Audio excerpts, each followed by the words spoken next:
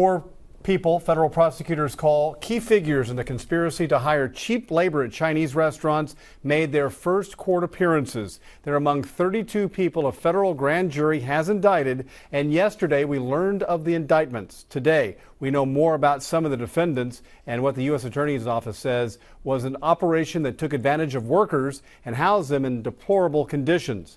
KFDM's Haley BullFour is investigating. She's in studio with more. Haley?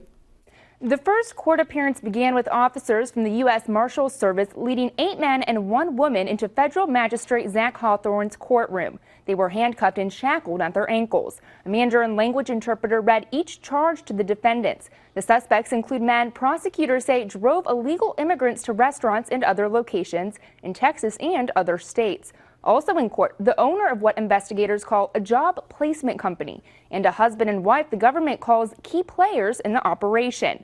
Thursday, Homeland Security agents raided a home they say belongs to the wife. It's on Bellaire Blvd in Houston, not far from the other businesses. Investigators say they placed some of the workers. Federal prosecutors are trying to seize that home as well as properties in Jefferson County. Those include the Grand Buffet restaurant in Nederland. According to the indictment, the wife placed undocumented workers at the restaurant and at the King Buffet in Port Arthur. The government is not seeking the forfeiture of the King Buffet. Another suspect who was indicted owns this house on Lamplighter Ln. Prosecutors are also trying to seize that property.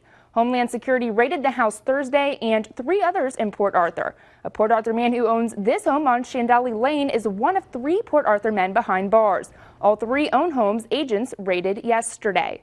According to the indictment, the operation spanned at least 7 states. Prosecutors say the enterprises preyed on undocumented workers. Those 9 people, some leaders of the trafficking rings, are in custody until at least next Tuesday when their arraignments and detention hearings are scheduled.